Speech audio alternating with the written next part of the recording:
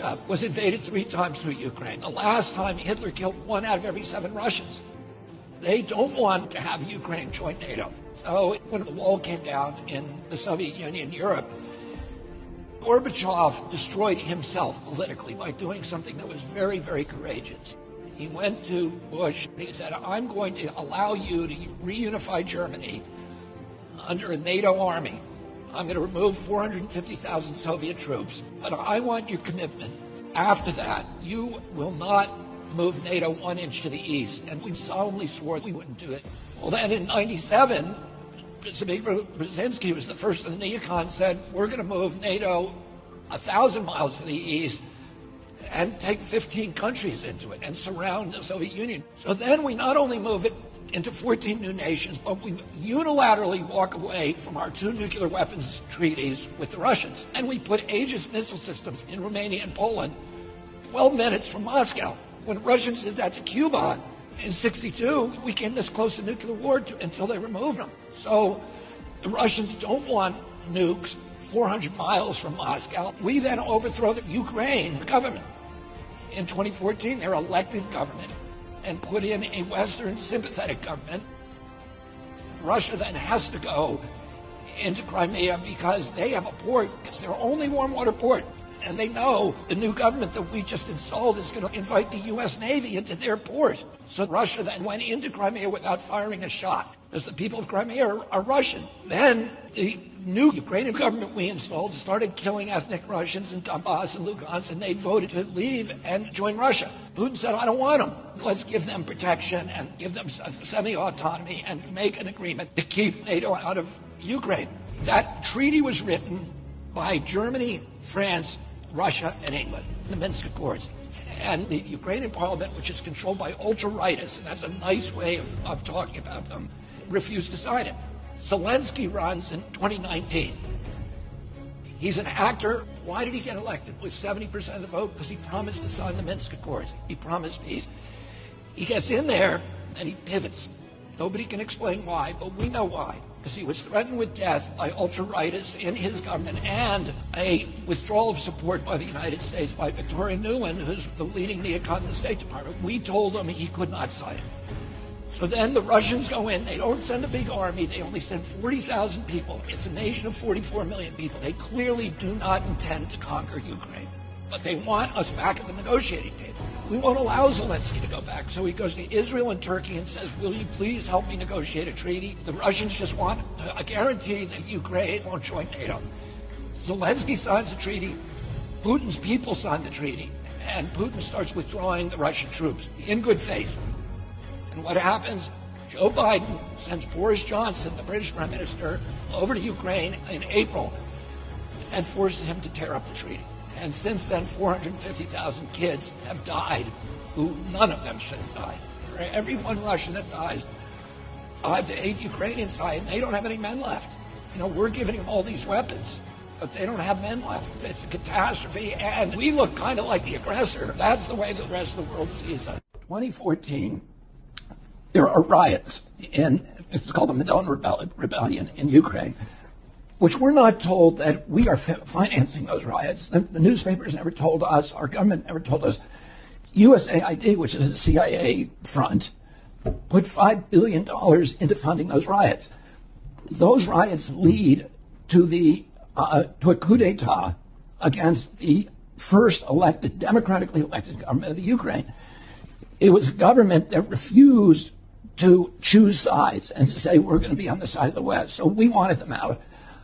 A month before that government is overthrown, Victoria Nuland, who's the part of the centerpiece of the neocon ideology and who is now a high-level official in the State Department, has a secret call with the U.S. ambassador, which is tape recorded and is now public, which anybody can go and look up, where she is picking the new cabinet for the Ukraine, which is which is a U.S. Western cabinet. So they're picking the new government a month before the old government is overthrown. Is that how democracy? Is that democracy when Victoria Nuland picks her government? Well, that's the point. Is USAID doesn't really do, and the CIA don't do democracy. The CIA has overthrown, I think, 83 governments between 1947 and 1997. That's a third of the governments on Earth, and most of them were democracies. Oh, it doesn't do democracy. It does coup d'etats.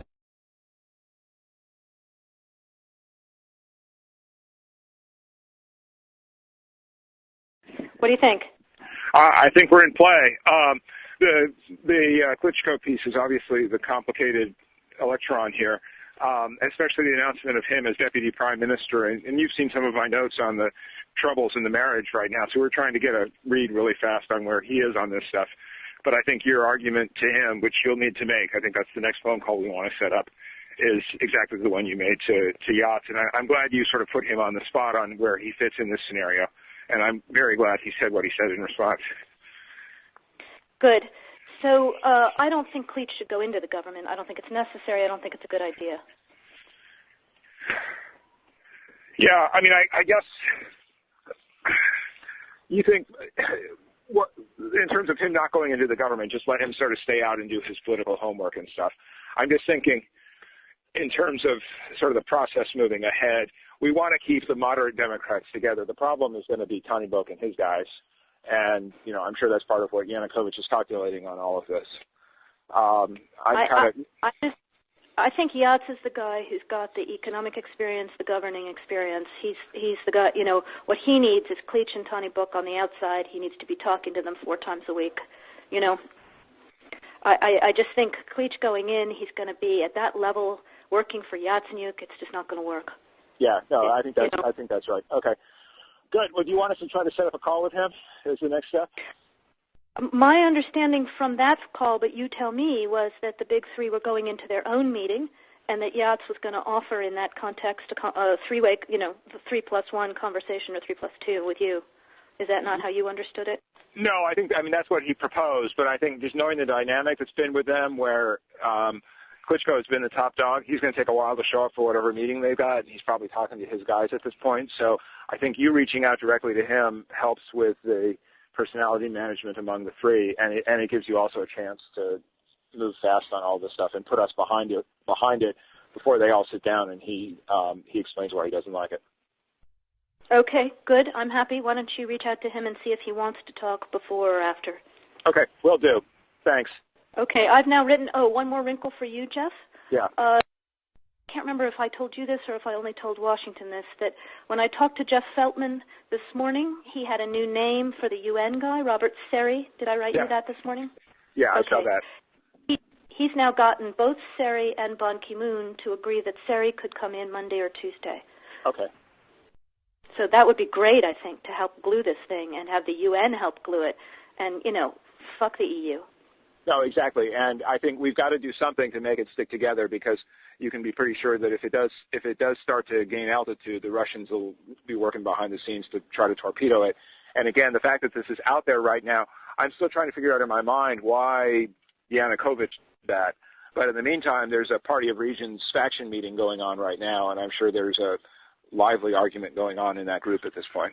But anyway, we could land jelly set up on this one if we move fast. So let me work on Klitschko, and if you can just keep, I think we want to try to get somebody with an international personality to come out here and help to midwife this thing. And then the other issue is some kind of outreach to Yanukovych, but we probably regroup on that tomorrow as we see how things start to fall into place.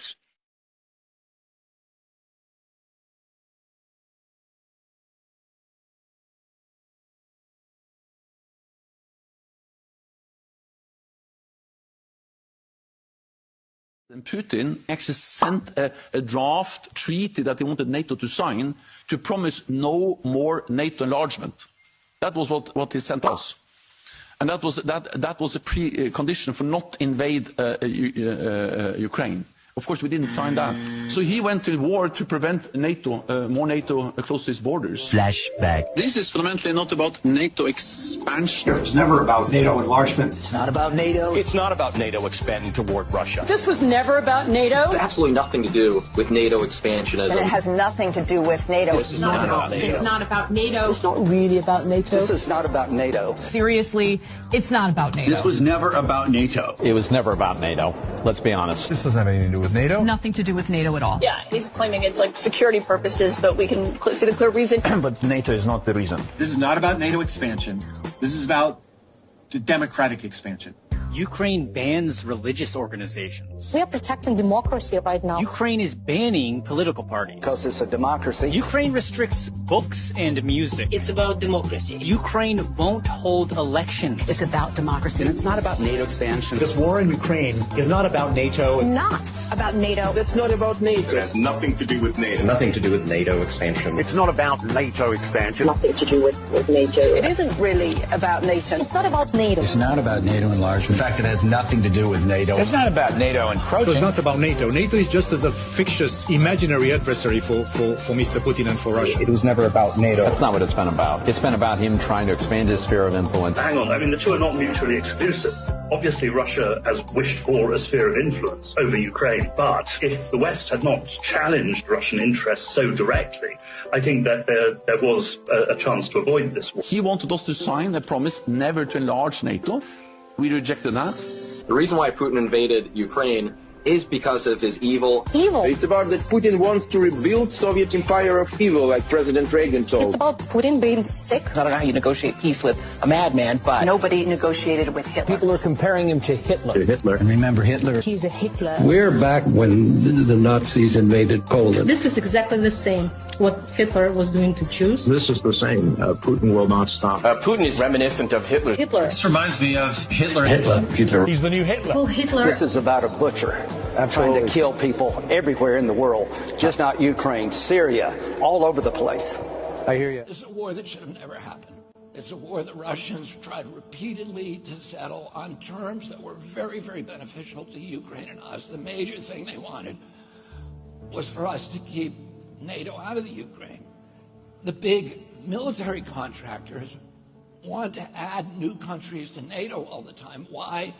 Because then that country has to conform its military purchases to NATO weapon specifications, which means certain companies, Northrop Grumman, Raytheon, General Dynamics, Boeing, and Lockheed, get a trapped market. In March of 2022, we committed $113 billion. Just to give you an example, we could have built a home for almost every homeless person in this country. We then committed another $24 billion since then, 2 months ago, and now President Biden's asking for another $60 billion. But the big, big expenses are going to come after the war, when we have to rebuild all the things that we destroyed. Mitch McConnell was asked, can we really afford to spend $113 billion to Ukraine? He said, don't worry. It's not really going to Ukraine. It's going to American defense manufacturers. So he just admitted it's a money laundering scheme. And who do you think owns every one of those companies? BlackRock. So Tim Scott, during the Republican debate, said, don't worry, it's not a gift to Ukraine, it's a loan. So raise your hand if you think that loan's ever getting paid back. Yeah, of course it's not. So why do they call it a loan? Because if they call it a loan, they can impose loan conditions. And what are the loan conditions that we impose on?